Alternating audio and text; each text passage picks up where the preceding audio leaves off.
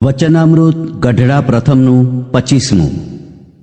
સંપૂર્ણ પરિપૂર્ણપણું મનાવવાનો ઉપાય. સમાધિના 2 પ્રકાર. ભગવાનને રાજી કરવાની રીત.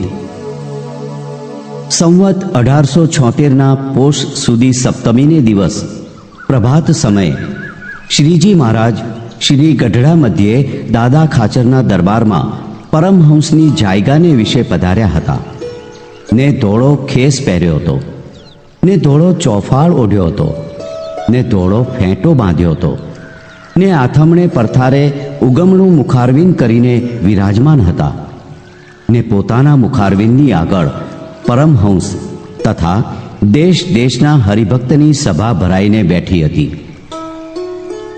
પછી શ્રીજી મહારાજ કૃપા કરીને બોલ્યા છે, બ્રહ્માનંદ સ્વામીએ કાલ્ય પ્રશ્ન પૂછ્યો હતો તેનો ઉત્તર વળી આજ કરીએ છીએ. જે ઇન્દ્રિયો અંતઃકરણ પોતાને વશ હોય તોય પણ અંતર સૂનું રહે છે તેનું એ કારણ છે જે એને એકલું સાધનનું બળ છે પણ ભગવાનના નિશ્ચયનું તથા આત્મજ્ઞાનનું બળ નથી, માટે એના અંતરમાં ન્યૂનતા રહે છે.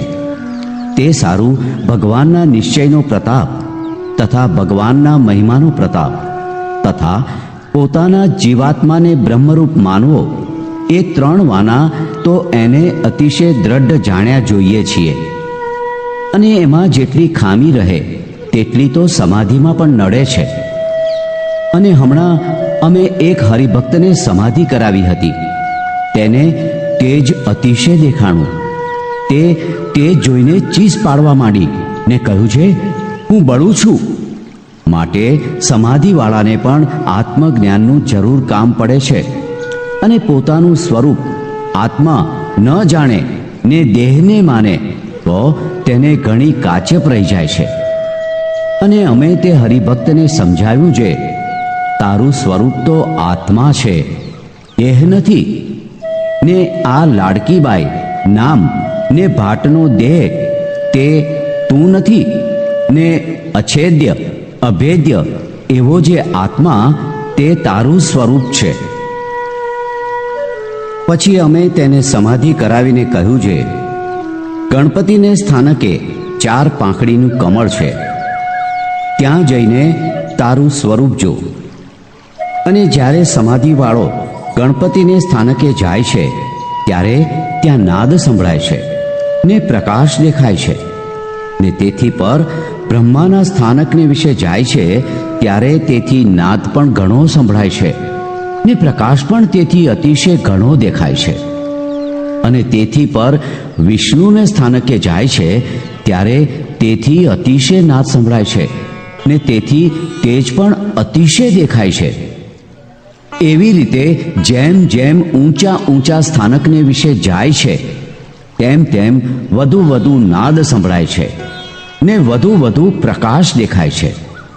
અને એવી રીતે સમાધિમાં અતિશય તેજ દેખાય છે ને અતિશય નાદ થાય છે ને કડાકા અતિશય થાય છે. તે ગમે તેવો ધીરજવાન હોય તો પણ કાયરપણું આવી જાય છે. જો અર્જુન ભગવાનના અંશ હતા ને મહાશુરવીર હતા તો પણ ભગવાનનું વિશ્વરૂપ જોવાને સમર્થ થયા નહીં. માટે એમ બોલ્યા છે, હે મહારાજ, આ રૂપ જોવાને હું સમર્થ નથી. માટે તમારું જેવું પ્રથમ રૂપ હતું તેવું તમારું દર્શન કરાવો. એવી રીતે એવા સમર્થને પણ સમાધિને વિશે જ્યારે બ્રહ્માંડ ફાટી જાય એવા કડાકા થાય છે ને જેમ સમુદ્ર મર્યાદા મેલે એવા તેજના સમૂહ દેખાય છે ત્યારે ધીરજ રહેતી નથી. તે સારું દેહ થકી પોતાનું સ્વરૂપ જુદું સમજવું જોઈએ. અને એવી જે સમાધિ થાય છે તેના 2 ભેદ છે. એક તો પ્રાણાયામે કરીને પ્રાણનો નિરોધ થાય છે, તે ભેળો ચિત્તનો પણ નિરોધ થાય છે. અને બીજો પ્રકાર એ છે જે ચિત્તને નિરોધે કરીને પ્રાણનો નિરોધ થાય છે. તે ચિત્તનો નિરોધ ક્યારે થાય છે? તો જ્યારે સર્વે ઠેકાણેથી વૃત્તિ તૂટીને એક ભગવાનને વિશે વૃત્તિ જોડાય ને તે ભગવાનને વિશે વૃત્તિ ક્યારે જોડાય? તો જ્યારે સર્વ ઠેકાણેથી વાસના તૂટીને એક ભગવાનના સ્વરૂપની વાસના થાય ત્યારે તે વૃત્તિ કોઈની હઠાવી ભગવાનના સ્વરૂપમાંથી પાછી હઠે નહીં. જેમ કોઈ કૂવો હોય ને તે ઉપર 20 કોષ ફરતા હોય ને તેનો પ્રવાહ જુદો જુદો ચાલતો હોય ત્યારે તે પ્રવાહમાં જોર હોય નહીં, અને તે વિશે કોષનો પ્રવાહ ભેળો કરીએ તો નદીના જેવો અતિશય બળવાન પ્રવાહ થાય, તે કોઈનો હઠાવ્યો પાછો હઠે નહીં. તેમ જેની વૃત્તિ નિર્વાસનિક થાય છે ત્યારે તેનું ચિત્ત છે તે ભગવાનના સ્વરૂપમાં જોડાય છે, અને જેના ચિત્તમાં સંસારના સુખની વાસના હોય તેને તો શ્રોત્ર ઇન્દ્રિય દ્વારે અનંત જાતના જે શબ્દ તેને વિશે જુદી જુદી વૃત્તિ ફેલાઈ જાય છે, તેમજ ત્વચા ઇન્દ્રિય દ્વારે હજારો જાતના જે સ્પર્શ તેને વિશે જુદી જુદી વૃત્તિ ફેલાઈ જાય છે, તેમજ નેત્ર ઇન્દ્રિયની વૃત્તિ તે હજારો જાતના જે રૂપ તેને વિશે ફેલાઈ જાય છે, તેમજ રસના ઇન્દ્રિયની વૃત્તિ તે હજારો જાતના જે રસ તેમાં ફેલાઈ જાય છે, તેમજ નાસિકા ઇન્દ્રિયની વૃત્તિ તે અનંત જાતના જે ગંધ તેમાં ફેલાઈ જાય છે, તેમજ કર્મ ઇન્દ્રિયોની વૃત્તિઓ પણ પોતપોતાના વિષયને વિશે હજારો પ્રકારે ફેલાઈ જાય છે. એવી રીતે દશે ઇન્દ્રિયો દ્વારે એનું અંતઃકરણ છે તે હજારો પ્રકારે ફેલાઈ ગયું છે. તે જ્યારે ચિત્ત તે ભગવાનનું ચિંતવન કરે અને મન તે ભગવાનનો જ ઘાટ ગળે અને બુદ્ધિ તે ભગવાનના સ્વરૂપનો જ નિશ્ચય કરે અને અહંકાર તે હું આત્મા છું ને ભગવાનનો ભક્ત છું એવું જ અભિમાન ધરે ત્યારે એની એક વાસના થઈ જાણવી. અને પ્રાણે કરીને જે ચિત્તનો નિરોધ થાય છે તે તો અષ્ટાંગ યોગે કરીને થાય છે. તે અષ્ટાંગ યોગ તો યમ, નિયમ, આસન, પ્રાણાયામ, પ્રત્યાહાર, ધ્યાન, ધારણા ને સમાધિ એ જે 8 અંગ તેણે યુક્ત છે ને એ અષ્ટાંગ યોગ તે સાધનરૂપ છે ને એનું ફળ તે ભગવાનને વિશે નિર્વિકલ્પ સમાધિ છે. તે જ્યારે એવી નિર્વિકલ્પ સમાધિ થાય છે ત્યારે પ્રાણને નિરોધે કરીને ચિત્તનો નિરોધ થાય છે. અને જો ચિત્ત નિર્વાસનિક થઈને ભગવાનને વિશે જોડાય છે તો તે ચિત્તને નિરોધે કરીને પ્રાણનો નિરોધ થાય છે. માટે જેમ અષ્ટાંગ યોગ સાધવે કરીને ચિત્તનો નિરોધ થાય છે તેમ ભગવાનના સ્વરૂપને વિશે જોડાવે કરીને ચિત્તનો નિરોધ થાય છે. માટે જે ભક્તની ચિત્તવૃત્તિ ભગવાનના સ્વરૂપને વિશે જોડાણી તેને અષ્ટાંગ યોગ વગર સાધે સદાય રહ્યો.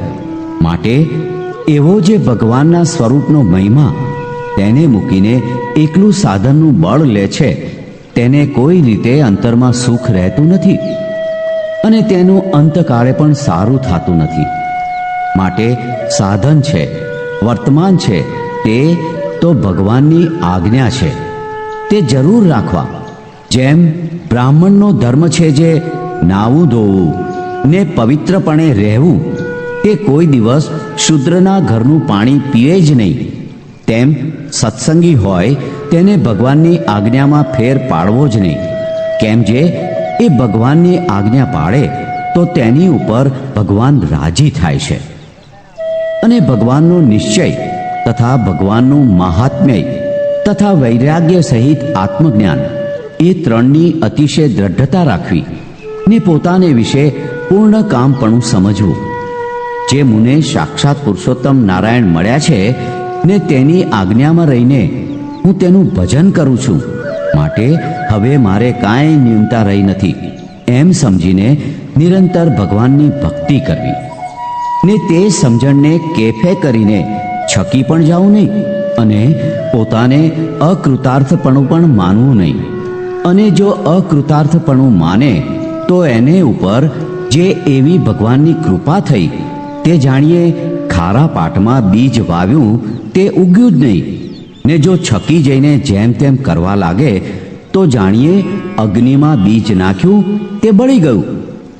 માટે અમે કહ્યું તેમ જે સમજે તેને કોઈ પ્રકારની ન્યૂનતા રહે નહીં. એમ કહીને શ્રીજી મહારાજ પોતાના આસન ઉપર પધાર્યા.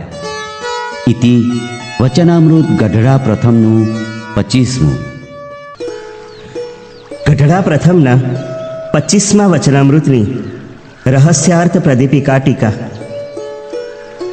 આમાં કૃપા વાક્ય એક છે, જેમાં પહેલી બાબતમાં શ્રીજી મહારાજે કહ્યું છે જે અમારો નિશ્ચય, મહિમા ને આત્મનિષ્ઠા એ ત્રણેય ન હોય તેને એકલા સાધનથી કૃતાર્થપણું મનાતું નથી, ને એ ત્રણનું બળ હોય તેને પૂર્ણ કામ ને કૃતાર્થપણું મનાય છે.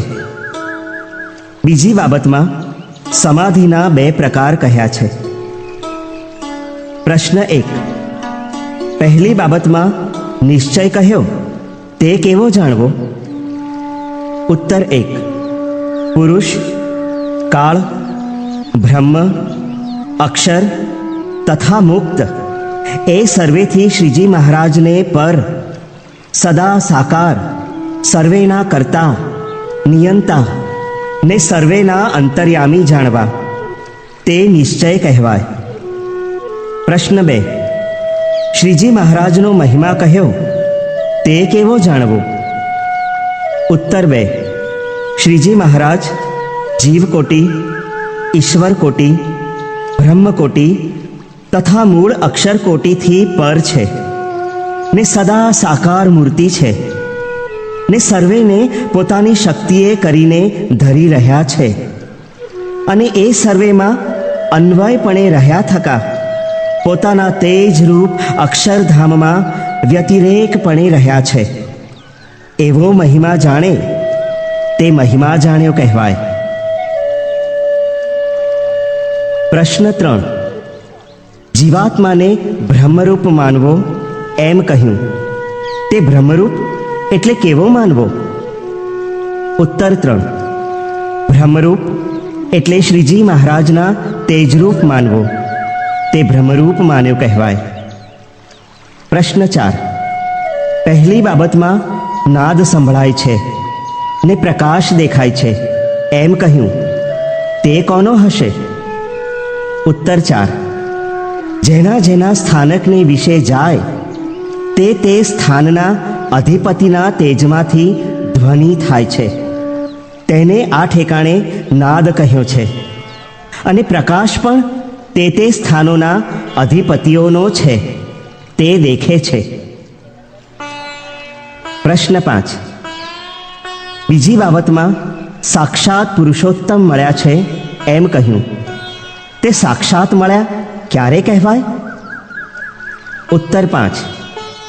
શ્રીજી મહારાજ મનુષ્ય રૂપે દર્શન દેતા હોય ત્યારે ધામમાં જે મૂર્તિ છે તે જ આ મૂર્તિ છે એમ જાણે, અને પ્રતિમા રૂપે દર્શન આપતા હોય ત્યારે તે પ્રતિમાને ધામમાં મૂર્તિ છે તે જ જાણે, ને આજ્ઞામાં રહીને ભક્તિ કરે તો સાક્ષાત મળ્યા કહેવાય.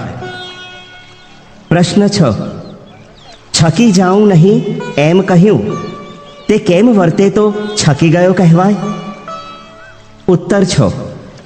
શ્રીજી મહારાજના જ્ઞાનનો ને મહિમાનો ઓથ લઈને વર્તમાનમાં ફેર પાડે ને સત્સંગના ધોરણ પ્રમાણે ન વર્તે ને બીજાથી પોતાને અધિક માને તે છકી ગયો કહેવાય. તેને પ્રથમ શ્રીજી મહારાજની કાંઈક કૃપા થઈ હોય, તેણે કરીને કાંઈક શુભ ગુણ પ્રાપ્ત થયા હોય તે જતા રહે ને ઉલટો શ્રીજી મહારાજનો કોપ થાય. ઇતિ ગઢડા પ્રથમના 25મા વચનામૃતની રહસ્યાર્થ પ્રદીપિકા ટીકા સમાપ્ત.